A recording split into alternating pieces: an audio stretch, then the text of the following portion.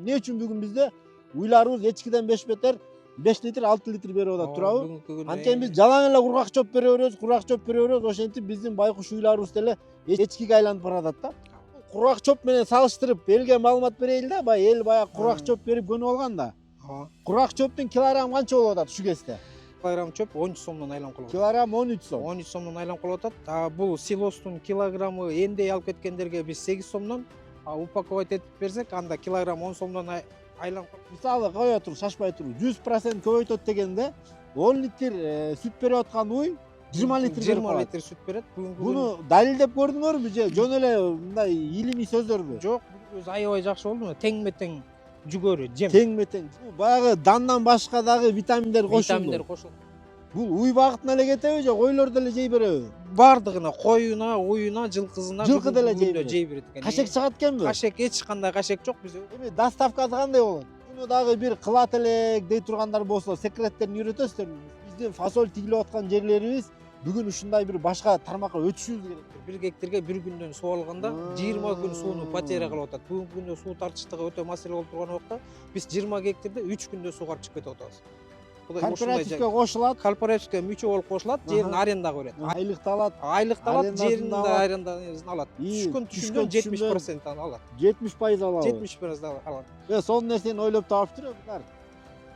ЖТТ менен мал эмес, адам жегизи келип кетет экен. Чын эле. Мутфуга киргенде баягы ушундай жыттанып турат эле да. Уюңуздар, коюңуздар десеңиздер рахмат айтат. Видеодон ар бир мал баккан инсан таластыктарыбыз кабардар болсун. Сөзсүз түрдө айыл группаларына жөнөтүп, видео лайк басып, комментарийге кабыл тилек айтып коюңуз. Жаңы ойлоп табылган нерсе эмес бул. Илгерки союздун убагында бунун эффективдүүлүгү максималный пайдаланган бул силос. Жакшы жаңылык бар сиздер үчүн. Видеону айна чейин көрүп туруңуздар. Урматтуу мекендештер, Талас тургундары, Талас үчүн эң чоң жакшы жаңылык бар сиздер үчүн. Видеону айна чейин көрүп туруңуздар. Бул эмне десеңиздер, бул баягы союздун убагындагы силос. Караңыздар. Жүгөрүсү менен, кыскасы туугандар, мен жерге келип баягы союз убагындагы МТФга киргенде ушундай силос жыттанат эле да, сонун болуп жүгөрүнүн жыты. Ошол баягы союздун убагы эске келип атат. Мен ушул нерсени көп жыл мурун ойлонгом да, ушундай Таласта бирөөлөр аса жакшы болот эле. Нову фасоль билинбеген менен биздин жерлерибизди баягы бесплодияга алып келип атат. Көрүнгөн дарын себе берип, биздин жерлерибиз Европанын жериндей болуп уланып баратат. Ушундай бирөө жүгөрү тиксе, ушул жүгөрүдөн кийин силос жасап малга бере турган болсо, малдын да сүтү көбөйөт эле. Ошо сүт багытында дагы өндүрүшүбүз көп болот эле депчи. Ансыгандай мына Кудай жалгап, ушул Таласта Жон Арык айылында ушул байкелер ушундай силос өндүргөн, өндүрүш ачыптыр. Анда эмесе видеону айна чейин көрүп туруңуздар. Сиздерге маалыматтарды алып берип, кандай пайдасы бар, канча сом турат, кандай жеткиргендери кыскасы колуман келишинче бардык суроолорду берип, маалыматтарды алып берейин. Ассаламу алейкум. Алейкум салам. Кандайсыз байке? Атыңыз ким? Менин атым Нурпайыз. Куш келипсиңер биздин ишканага. Рахмат, Нурпайыз байке, өмүрүңүзгө береке берсин. Рахмат. Мен чынында сүйүнүп атам да, ушундай нерсени ачканыңыздарга. Мен анда суроолорду бере берейин, элге жакшы маалыматтарды берели Кудай буйрса. Колдон келишинче. Буну быйыл баштадыңарбы? Биз бул Нуржанов айыл өкмөтүндө бир чоң иш чара баштадык. Жерлерди бирдиктүү иштетүү деген. Баягы совхоз кылып. Совхоз кылып, жерлерди ар бир дыйкан өз-өзүнчө иштетсе, могу түшүмдүн алган сапатына дагы кейпилдик жок болуп калат экен. Ар бир ар кандай бакканына жараша. Ошондуктан биз жаштар биригип жерлерди бирдиктүү иштетип Нуржанов агро холдинг деген кооператив түздүк.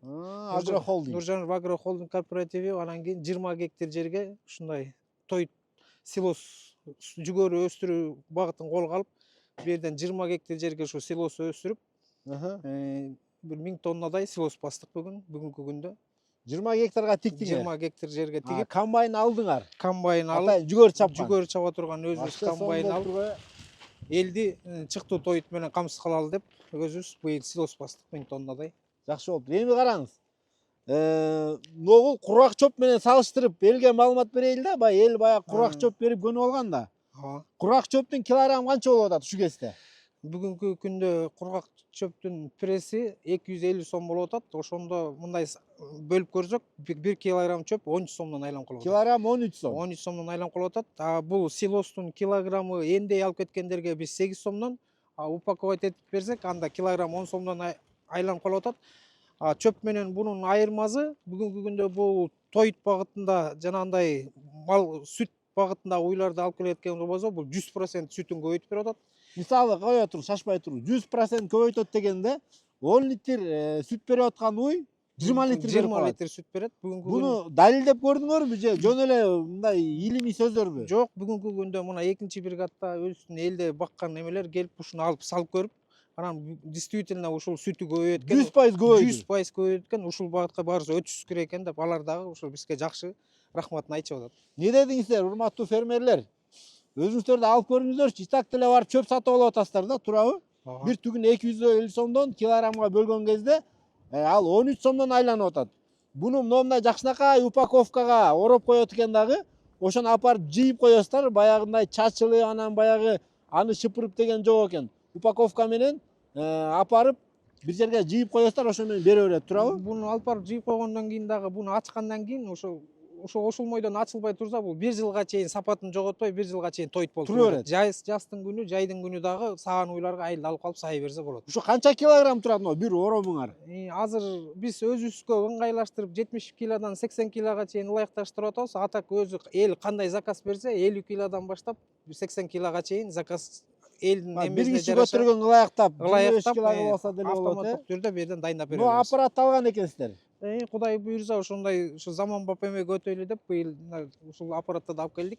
Сонун мындай бир идеяны ойлоп таап турсуздар. Чынында эле будан мал жесе, аябай караңыздар да, бул өзү ачытылган, мындай составында жүгөрү жүрөт, туурабы? Мына биздин Жүгөрүнүн чөбү, Кудай буйрса жүгөрүбүз аябай жакшы болду. Теңме тең жүгөрү, жем. теңме тең жем. Теңме тең жем. Бул жанагындай байлаган букаларга, байлоого да аябай бүгүнкү күндө аябай жакшы экен. Эффекти жакшы экенби Эффективи байлоого? жакшы экен. Согумга аябай бу жерге еще витаминдер жанагындай керектүү витаминдин баары кошулуп жасалган силос. Бул баягы дандан башка дагы витаминдер кошулду. Витаминдер кошулган, мал семиртүүчү витаминдер, малга пайдалуу витаминдерди кошуп бастырылды. Бул уй багытына эле кетеби же койлор деле жей береби? Бардыгына, коюна, уюна, жылкысына Жылкы деле жей күндө берет. жей берет экен. Кашек чыгат экенби? Кашек эч кандай кашек жок. Биз өзүбүз мал багабыз бүгүнкү күндө. Өзүбүз баары практика жүзүндө көрүп, анан ушул эмеге өттүк. Ошо сонун экен. Мындай сиздер дагы кубанып коюңуздарчы, туугандар. Комментарийге бир жазып, бир каалоо тилек айтып, ушул Агро холдинг кооперативине бир каалоо тилек айтып коюңдарчы. Мына ушул байкелер баш болуп, ушул нерсени ишке ашырып караңыздар. Сонун эффективдүү нерсеге айландырышып атыптыр да. Эми доставкасы кандай болот?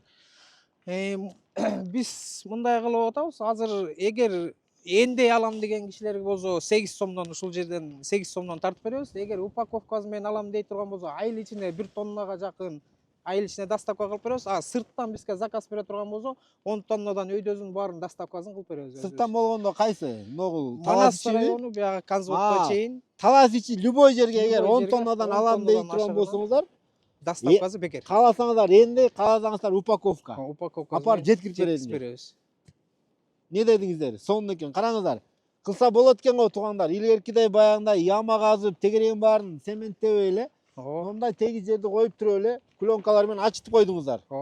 Эгер ушуну дагы бир кылат элек дей тургандар болсо, секреттерин үйрөтөсүздарбы мисалы? Бирөөнүн мисалы 20 гектар жери бар, же бир туугандар бирикти мисалы. Мындай бир 4-5 болуп чоңойтуп, комбайндарыңыздарды да пайдаланып, ушундай булардын технологияларын үйрөтсөңүздөр болобу? Анткени мен каалайт элем да. Но биздин фасоль тигилип аткан жерлерибиз бүгүн ушундай бир башка тармакка өтүшүбүз керек да. Эми бүгүнкү күндө ушул жерлерди бирдиктүү иштетүү деп президентибиз Садыр Нуркожоевдун дагы айыл чарба министринин дагы бүгүнкү күндө бир мыйзам ушундай кабыл болуп атат. Анткени бир жылдан жылга жерлер деградация болуп, түшүмдүүлүк жоголуп баратыр да. Анан ар бир дыйкан бир сатуу жолуна да чыксак дагы ар бир дыйкан ар кандай карагандыктан бир товардын качествосу да бүгүнкү күндө жоголуп атат да. Эгер баардыгыбыз ушундай биригип, биз жерлерди бирдиктүү иштеп, баарыбыз бир удобренияны бир убакытта берип, бир каралган жерде бир качествонун, товардын дагы качествосун сатыкка чыгарганга бир мындай жакшы жол түзүлөт да. Анан бүгүнкү күндө баарын эле биз эч кандай сыр сактабайбыз. Биз баарына каалайбыз, ушундай баары бирдиктүү жер иштетип, Кыргыз талаасыбыз ушул бир продукцияны менен бир башка Европада бир базарда ээлесе деген эле жакшы максаттарыбыз бар. Жакшы экен. Мисалы сүт багытындагы жакшы пародистик уйларды ала турган болсо, мисалы 20 литр 30 литр сүт берген уйлар бир 50-60га чейин өсүп кетиши мүмкүн, туурабы? Кудай буйрса 100%ке чейин эле сүтүн көбөйткөнгө бүгүнкү күндө Сүт эмес багыты менен да бир биз өнүксөк болот да, туурабы? Мисалы сүткө бүгүнкү күндө спрос аябай көп да. ооба. Анан бирдиктүү иштеткенин да менин оюмча бир жакшы жери баягы бүгүн баарыбыз бөлүп алганбыз да. Ооба. Бирөө иштете алат, бирөө иштете албайт, жөн эле баягы жерлерибиз кор болуп атат. Кор болуп келатат. Аренда берип коет, аны бирөө чөп бастырып, Ооба. ошо менен жатат.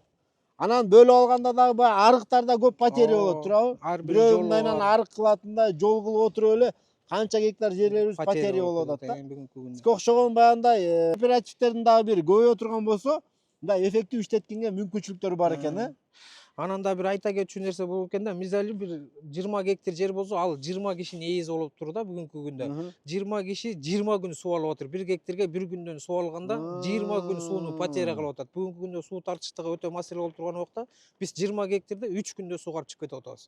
3 эле арык менен ал жагынан да эффективдүүлүгү аябай көп экен, көп бул Сиздер эми бул Нуржановдогу эле жерлерге кооператив уюштуруп атасыздарбы же мындай ким жер берем дей турган болсо башка жерлерден ошолор бириге береби? Уюштуруп берсеңер болобу? Кудай алдыга максат койгонбуз. Кудай буйрса ошо Нуржанов агро холдингде бир 2600 гектар жер бар экен. Кудай буйрса ошо 2600 гектар жер менен бир пилоттук долбоор катары башка айыл өкмөттөргө бир мындай ушул жерден биз доказать этип, мына ушундай жол менен өнүксө болот деген бир максатта өзүбүздүн жерде бир 3 жылдык проект жаздык. Ушул жылдан ушул жерге мына моундай деңгээлге чыкса болот деп туруп, ар бир айылга ушуну агро холдингдер түзүп, бир жана сатуу жагына дагы, товардын качествосуна жагына, мисалы үчүн биз агро холдинг моундайын өндүрсөк, наркы Кыркасты агро холдинг уй чарбасын өндүрсө, бизден тоют алып турса, бири-бирине мындай связанный кылып, башка мамлекетке да көз каранды болбойт, өз товарыбызды өзүбүз мындай жүгүрткөнгө Сонун экен. жакшы багыттар түзөлү деген оюбуз бар. Максатыңар, оюңар сонун экен, мага жакты. Бул кыскасы азыр көргөзгүч кадамдар экен да. Кудай буйрса биринчи жыл базып отурабыз. Кудай буйрса мына сатуу жолу жакшы. Качан башталды сатуу?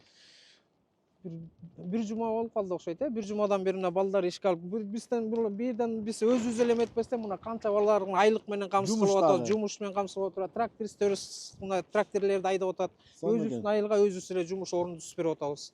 Еще бул биздин бир жакшы жагыбыз, бул дыйкан эгер жерин өзүбүзгө берсе, бүгүнкү күндө мүчө болуп кирет дагы, кайта өзүбүзгө ошол жеринде иштесе айлык алат. Семьясын багат, сырткы миграцияны, сыртка чыккан эмени жок кылышыбыз керек деп. Кооперативге кошулат. Кооперативге мүчө болуп кошулат, жерин арендага берет. Арендасын дагы алган түшүмдөн 70%-ын өзү алат, дыйкан өзү. Кайта өзү бизге иштесе, бизден айлыгын да алат. Айлыкты алат. Айлыкты алат, жерин да арендасын алат. Түшкөн түшүмдөн 70% алат. 70% алат. 70% алат. Сонун нерсени ойлоп таптыр бул байкелер. Чын эле туугандар, өзүңүздөр ой жүгүртүп көрүңүздөр. Комментарийге оюңуздарды жазасыздар. Азыр аябай суук болуп кетти, үшүп кеттик калчылдапчы. Биз видеону жыйынтыктайлы, анан дагы мүмкүнчүлүк болуп калса, ушундай кооперативдер боюнча да бир атайын уюштурсаңыздар, бир жылуу жерде офисте отуруп, элге да бир маалымат берип көрөлү, туурабы? Кандай дедиңиздер? Азыр бул силоско сатууга тиешелүү эмнелер, суроо башка калган жокпу? Азыр эми ушу элге ушундай жакшы тоют менен камсыз кылалы деп эле сатыкка чыгып отурабыз. Силерди чакырып ушу элге жетпей, элге полный объявить этип элге жарыялайлы. Бүгүнкү күндө мына тоютубуздун сапатын өзү элге көргөзөйлү деп почти 60-70% эле дан. Анан бул бүгүнкү күндө мал байлагандар таласта көп. Ошо мал байлагандарга, уй байлап саткандарга бир жакшы бизнесин бир жакшы тоют менен камсыз кылып алып. Туугандар, ЖТТ менен мал эмес, адам жегизи келип кетет экен, чын эле. Жөн эле баягы сойуз кезде, бала кезде билип калдым да. Атам раматылык ушундай үйлөргө ушундай силос алып келет эле, сенаш алып келет эле. Ошо кездеги мутфуга киргенде баягы ушундай жыттанып турат эле да. Сонун бир өзүнүн жыты бар экен. Уюңуздар, коюңуздар берсеңиздер рахмат айтат. Сонун экен. Анда колдоп коюңуздар, оюңуздарды калтырыңыздар. Келип мынакей чалыңыздар, төмөндө экранда номерге койдук. Доставка кыл, и так чоп алып атасыздар. Бир көрүңүздөр туугандар. Бул жаңы ойлоп табылган нерсе эмес, бул илгерки союздун убагында bunun effektivdүүлүгү максимальный пайдаланган бул силосун, туурабы? Ошон үчүн баягы союзда сүттүү уйлар көп болуп, сүттү көп берген да. Эмне үчүн бүгүн бизде уйларыбыз эчкиден 5 бетер 5 литр, 6 литр берип атат, туурабы? Анткени биз жалаң эле кургак чоп бере беребиз, ошентип биздин байкуш уйларыбыз деле эчкиге айланып баратат да. Келиңиздер, мына бир витаминге байытылган ушундай сыйлоосту менен да бир берип көрүңүздөр. Акчасы андай кымбат эмес экен, тескерисинче арзан экен. Видеону бөлүшүп коюңуздар. Ар бир үйдө бүгүнкү күндө уй багылып атат, кой багылып атат. Бул видеодон ар бир мал баккан инсан таластыктарыбыз кабардар болсун. Сөзсүз түрдө айыл группаларына жөнөтүп, видео лайк басып, комментарийге каалоо тилек айтып коюңуздар. Ишиңиздерге ийгилик, ой максатыңыздар ишке аша берсин. Ушундай бир тарыхка из калтырган чыгаан инсандарыбыз да көп боло берсин. Ишиңиздерге ийгилик.